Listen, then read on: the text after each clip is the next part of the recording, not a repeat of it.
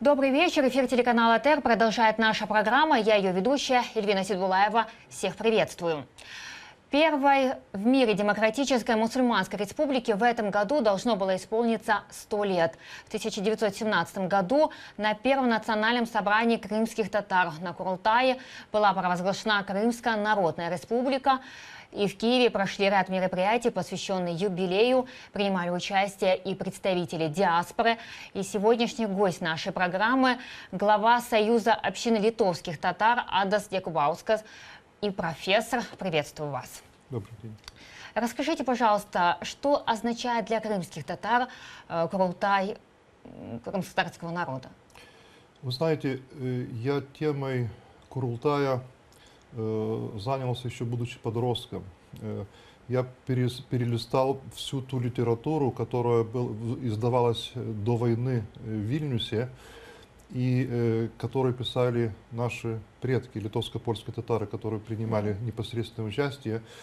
И для меня это как бы очень важное событие, значение имеет, потому что до 2000 лучших умов литовско-польских татар они приняли участие в надежде, что помогут братьям крымским татарам восстановить свою государственность. Я могу упомянуть такие... Расскажите об участии литовско-польских татар в участии Крымской Народной Республики, в создании республики.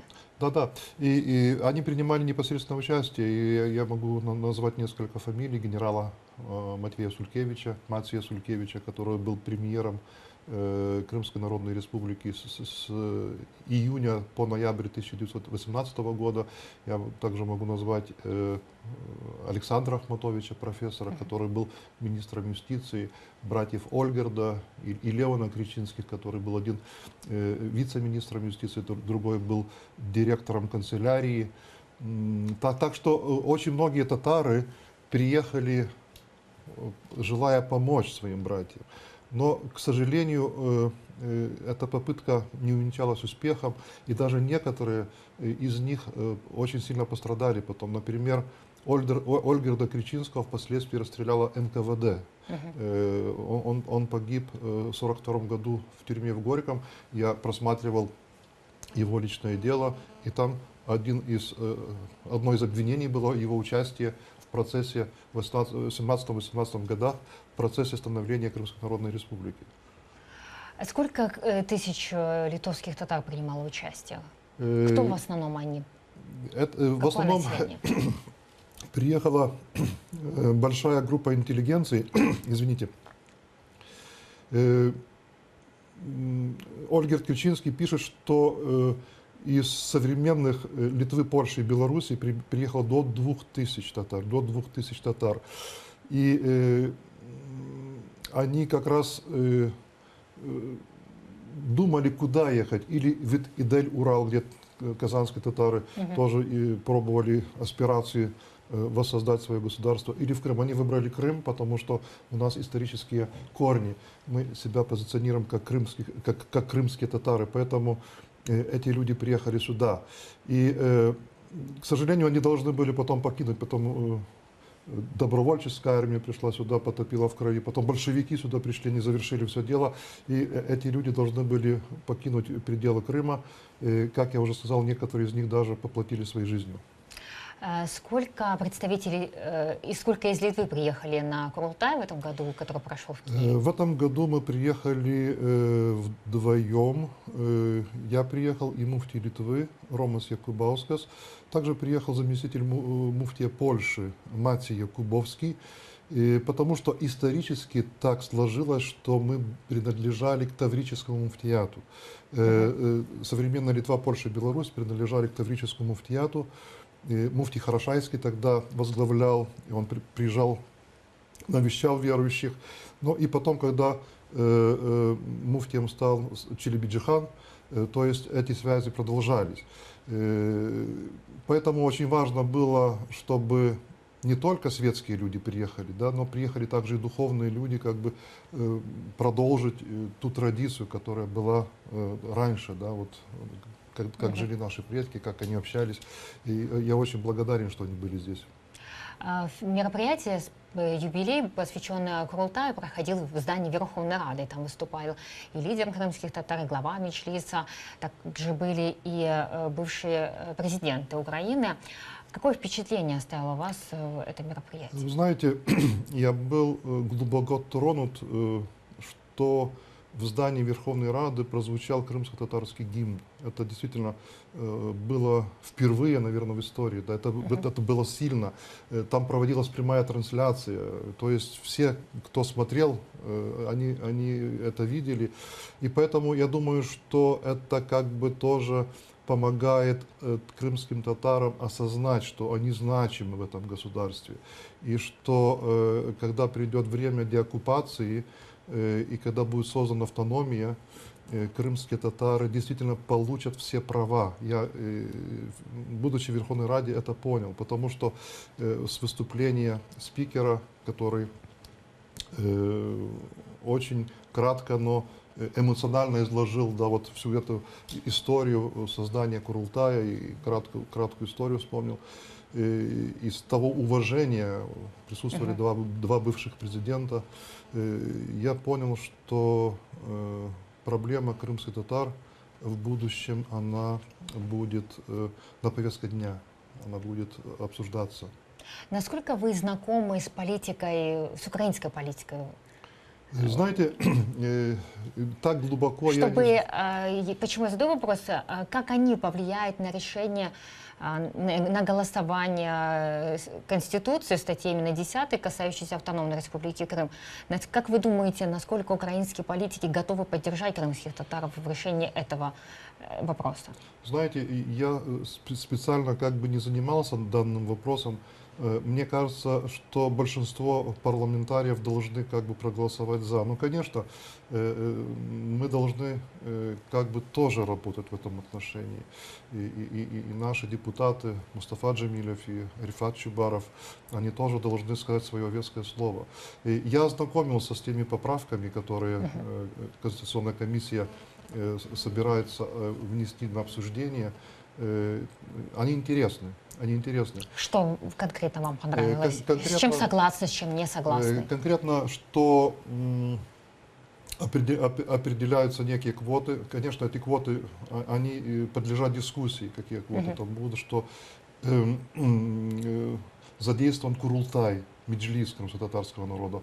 Эти понятия вводятся, эти категории вводятся в украинскую конституцию. Говорится о крымско-татарском народе. Да? Это очень важно. Если это будет фиксировано в главном законе Украины, это очень важно. Самое главное, что, чтобы дискуссия прошла положительно и чтобы как бы не было больших поправок в том, что разработала Конституционная комиссия. А сколько крымских татар живут в Литве? Вы знаете, по последней переписи, которая была в 2011 году, у нас проживает около 3000. Но мы являемся уникальной диаспорой, потому что 400 лет назад мы утратили, к сожалению, родной язык. У нас нет фольклора, у нас, мы не говорим по-татарски. Дело в том, что татары, первые татары, которые приехали в Великое княжество Литовское, это в 1397 году, потомками которых мы являемся, они, по всей вероятности, приехали с территории Большой Орды. Они между собой не могли договориться, и в будущем они перешли на местные языки, то есть на старобелорусский, старопольский языки. И потом 16-17 век уже исход был большой из Крымского ханства, много людей приехало. И наши предки изобрели очень интересный вид письменности. Они писали на старобелорусском, на старопольском языках арабскими буквами. Эти книги сохранились, они очень интересны. Там кодекс чести, как бы можно сказать, как глава семьи должен, скажем, общаться со своими детьми, женой, какие, скажем, соблюдать чистоту, какая нравственность и другие такие вопросы, которые нам очень важны. И знаете, очень хорошо, что ученые занимаются проблематикой этих рукописей, и они сделали их транслитерацию на русский перевели на литовский язык. И, в принципе, каждый желающий может прочесть, вот, чем руководствовались предки, скажем, 300 или 400 лет назад. Да? Вот какая была этика, мораль у них. Это очень важно, это очень А какая интересно. связь сегодняшняя литовских татар с крымскими татарами, которые живут в Крыму? Вы знаете, мы себя Как вы общаетесь с крымскими татарами? Какая у вас связь? Как вы делитесь? Вы Расскажите знаете, вот я, об может, этом. чуть-чуть коснусь такой предыстории. Все началось в 1989 году. В Нагорном парке города Вильнюса мы организовали митинг в защиту крымско-татарского народа, на который пришло очень много литовцев поддержать. И во время этого митинга мы собрали почти 14 тысяч подписей литовских граждан на пленум ЦК КПСС по национальному вопросу. Я эти лично подписи отвозил в Москву. Меня на белорусском вокзале встречал Мустафа Ага Джемилев. Мы пошли с ним на квартиру диссиденту, правозащитнику Александру Лавуту. Мустафа Ага все подписи пересчитал, сколько их там есть. Он все эти перешил. И мы пошли в приемную ЦК КПСС и сдали эти подписи. А завтра вот начинался этот пленум ЦК КПСС по национальному вопросу, и мы с Мустафа Ага пошли в гостиницу «Москва», где проживала литовская делегация. Мы говорили с каждым депутатом, мы отдали им литературу. И знаете, профессор Витаутас Ландсбергис с этой высокой трибуны поднял вопрос крымско-татарского народа, прозвучал. И присоединились некоторые другие депутаты, уже не литовцы. Я знаю, что народный поэт Калмыкии Давид Кугультинов тоже присоединился к этой группе. И мне очень лестно, что я был среди тех, когда вот мы могли с такой высокой трибуны начать это вещать. Когда было массовое возвращение крымских татар на историческую родину. И знаете, вот я даже припоминаю, что когда мы делали митинг в Вильнюсе в Нагорном парке 19 мая, тогда приехала группа порядка 14 человек. Мустафа Ага еще не мог приехать. В Вильнюс приехал ветеран движения Ришат Джемилев. И с ним приехал Синавер Кадыров, Шевкет Кайбулаев, Сабрия Сивутова и целая плеяда деятелей, которые приняли участие. Они приехали из Ташкента. Они приехали не из Крыма, они приехали тогда еще из Ташкента. И потом у нас как-то вот наладилось это сотрудничество. В Литве мы печатали учебники, первые учебники. Литовское правительство как бы согласилось. Мы печатали газеты. Авдет печатался в Латвии, Хасавет печатался в Литве.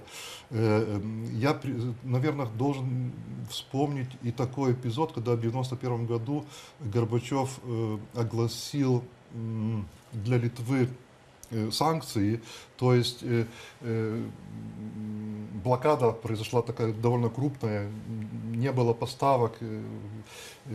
Крымские татары сделали такую моральную акцию. Они привезли КАМАЗ такой, скажем, символической помощи, гуманитарной помощи для детских домов, домов престарелых.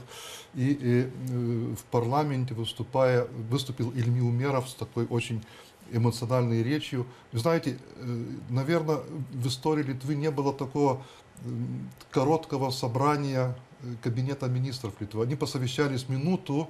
Министр сельского хозяйства вышел на трибуну и сказал: мы дарим крымским татарам 3 дома. И эти 3 дома потом были привезены в Крым и поставлены. И это такая солидарность. Вот. И знаете, тогда даже парламент не имел бензина. Крымские татары отлили для парламента 500 литров бензина, потому что за границей, уже в Беларуси, они могли себе пополнить свой резервуар. Это в 90-х годах. Это 90-х годах. А сейчас ситуация, как вот литовские татары или крымские татары, которые живут в Литве, общаются с крымскими татарами, живущими в оккупированном Крыму? Насколько крымские татары с Литвы знакомы с ситуацией в оккупированном Крыму? Знаете, откуда вы черпаете информацию, если можно подробнее? Знаете, уже 2 года подряд после оккупации в парламенте Литвы мы делаем международные встречи, на которых присутствуют политики Литвы, Европы, Польши.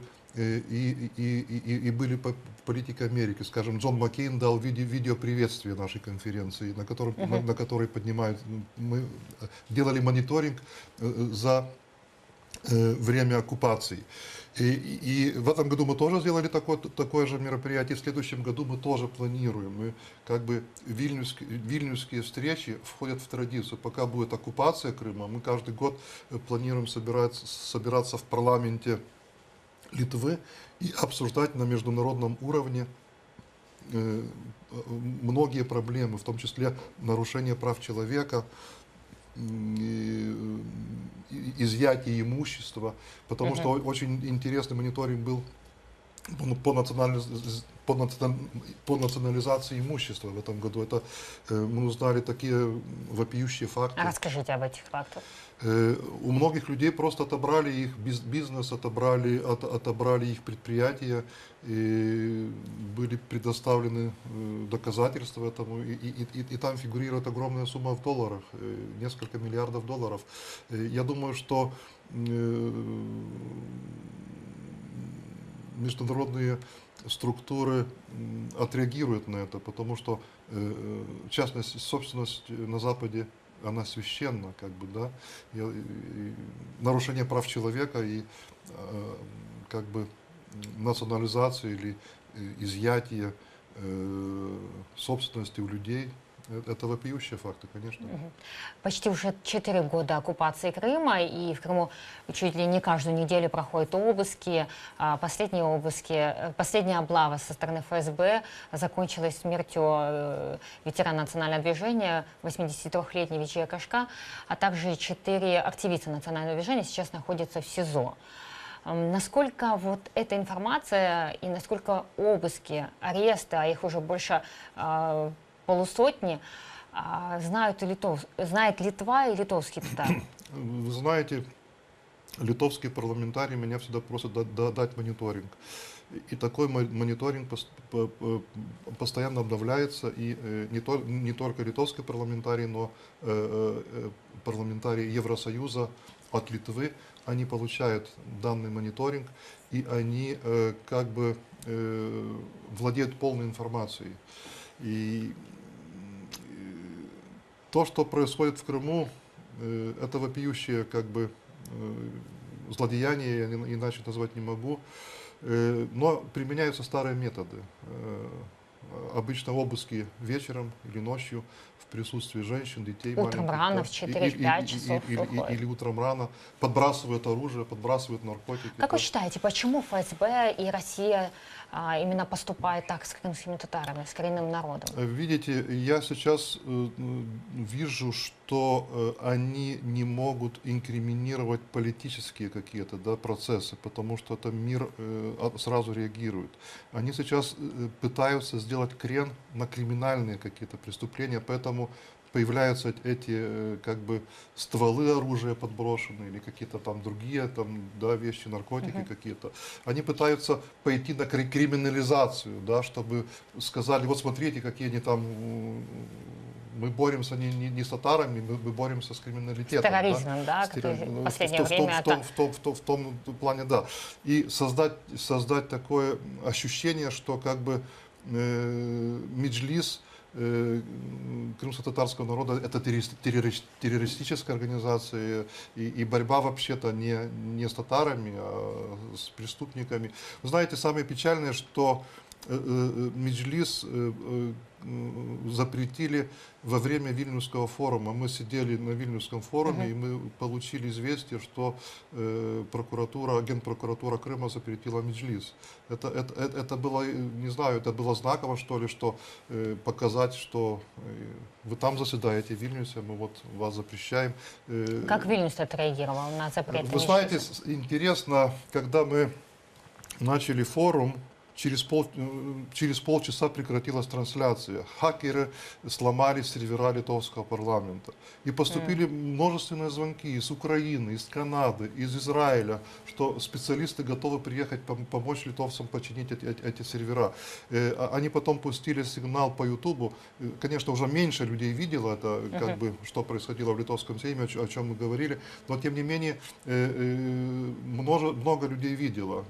Несколько десятков тысяч по всему миру они видели трансляцию из литовского парламента. Это была, наверное, первая атака на суверенное государство, член НАТО. Это, скорее всего, была такая первая атака. И как раз в начале работы нашего форума.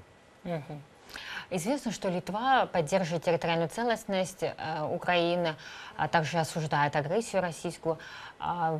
Насколько Литва готова поддержать и как видит решение проблем крымских татар, решение проблем, чтобы Крым вернулся в состав Украины? Какие методы и способы могут повлиять на Россию? Да, вы знаете, во время Вильнюсского форума мы встречались и с президентом Литвы, и с премьером Литвы, и со спикером нашего парламента.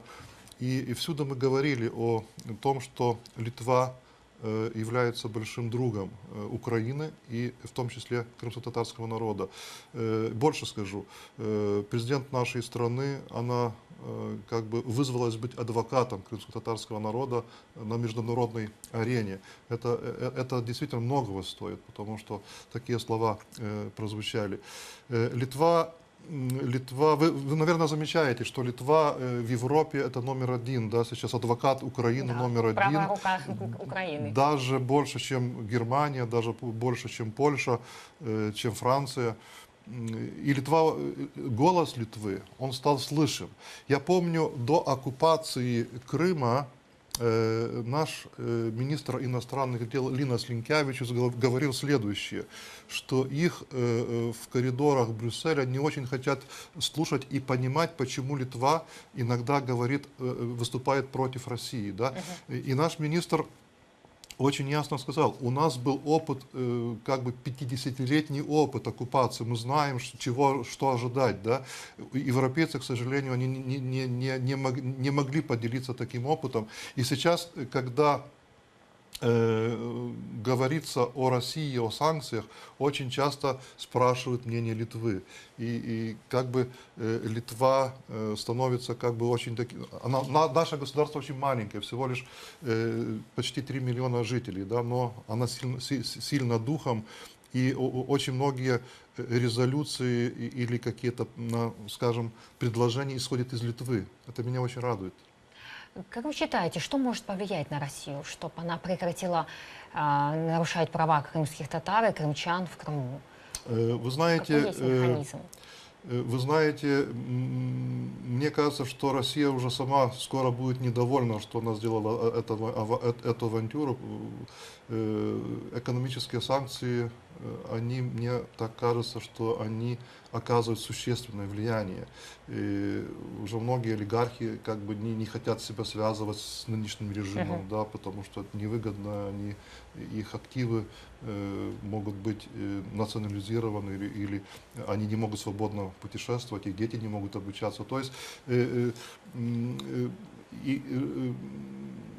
качество жизни, да, качество жизни в России она падает, потому что эта изоляция, это как бы моральный такой, морально люди не удовлетворены остаются, потому что на них смотрят сейчас иначе, чем смотрели раньше.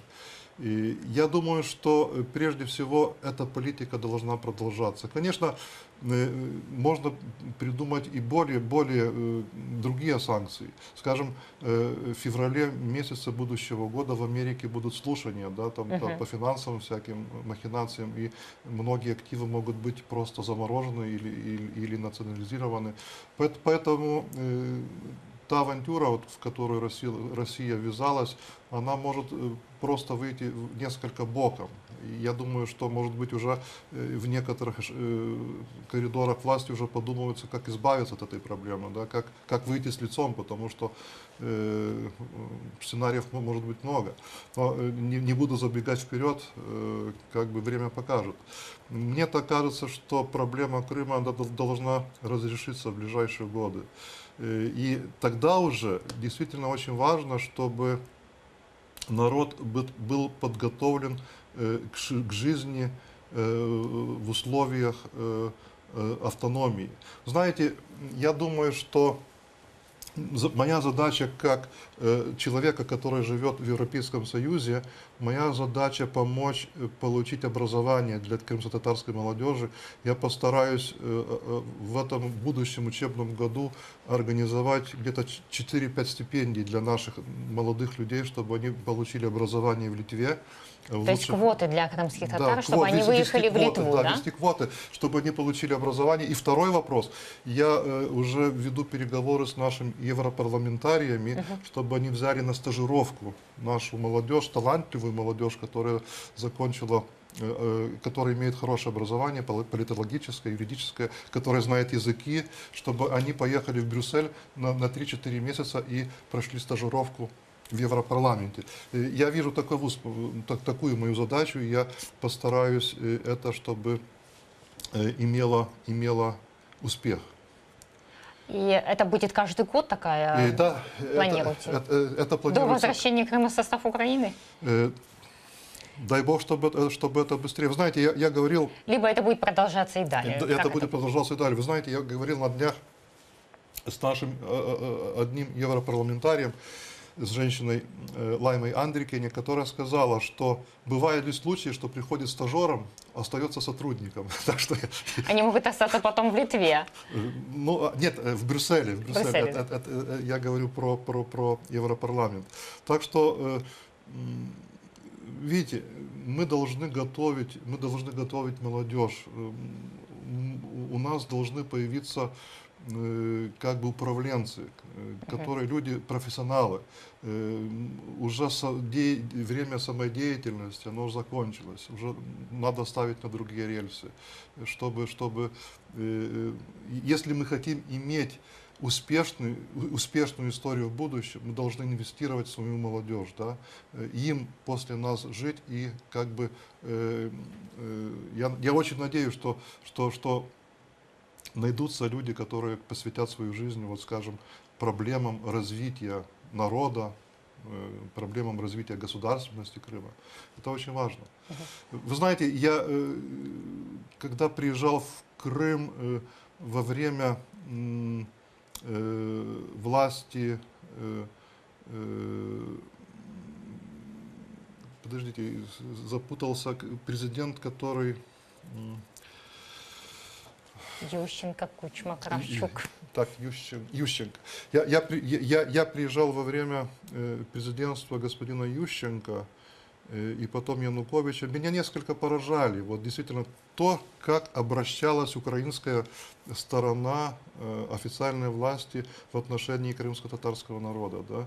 Мне очень много, я общался много с татарами, с крымскими татарами, очень много мне высказывали, что они не могут устроиться на работу, потому что они татары. Они не могут пустить детей в детский садик, там, в лучшую школу, потому что их как бы ущемляют в правах, что они татары. Даже одна девочка мне рассказывала, что она закончила с отличием 2 высших образования, и ее были готовы взять на работу, но когда она принесла документы, и когда посмотрели ее фамилию и ее имя, они сказали: извините, мы вас не можем принять на работу. Я думаю, что такие факты больше не повторятся. Украина формируется как политическая нация. Да? Я как политолог вижу, что Украина может быть успешным государством в будущем. И крымские татары должны быть частью этой политической нации. Насколько важна поддержка международной общественности в решении проблем? Вы знаете, международная общественность, особая поддержка, чтобы держать на пульсе эти события, которые связаны в Крыму. Я очень боюсь, чтобы не было какого-то другого катаклизма, там, Северной Кореи или там чем, тогда дела Украины ушли бы на второй план, да, тогда уже весь пик информации мировой пошел бы туда, и здесь уже как бы чуть-чуть меньше уделялось бы внимания. Но пока Украина держится на высоте, да, и постоянно говорится о Украине, я так думаю, что мы имеем также большой шанс говорить о крымских татарах. Вот, кстати, возвращаясь к Литве, Литва 2 раза предоставила возможность Мустафа Гаджимилеву выступить на Совете Безопасности ООН. Это Литва предоставила такое право во время своего короткого председательства. И очень важно, что такие маленькие, вот, скажем, страны, как страны Балтии, да, они понимают, потому что они сами прошли. Вы знаете, у литовцев есть такой же самый день, как 18 мая, 14 июня 1941 года. До 300 тысяч литовцев были депортированы. Поэтому литовцы знают, они как бы... И после Второй мировой войны порядка 500 тысяч литовцев тоже как бы попали под депортацию, многие из них не вернулись, погибли там. Поэтому для таких маленьких народов очень важно общаться, и очень важно, что они друг друга понимают. Есть братское плечо, есть поддержка. И я думаю, что во многом это тоже благодаря, что в Литве есть старая диаспора, татарская диаспора. Вы знаете, еще возвращаясь к истории, я хочу сказать, что через 2 года мы будем праздновать 700-летие первых связей татар с великим князем Гедемином. 700 лет. Я не знаю в мире много народов, которые имеют столь древние диаспоры. Крымско-татарский народ имеет свою очень старую диаспору, и надо использовать ее вес, ее значимость, там, возможность говорить, потому что мы живем в свободном мире, мы можем быть вашими адвокатами, мы можем доносить до политиков, до публицистов, до людей, до других людей ваши чаяния. Да. Мы это можем, нас выслушивают, нас понимают. И очень, очень важно, чтобы своевременно поступала информация. Вот случилось что-то, и чтобы мы тут же имели эту информацию и могли поделиться этой информацией с нашими друзьями в Литве. Спасибо большое, что пришли сегодня на нашу программу. Мы надеемся, что мы больше будем вас информировать, все, что происходит в оккупированном Крыму, а вы уже будете информировать Европу. Спасибо. Спасибо большое.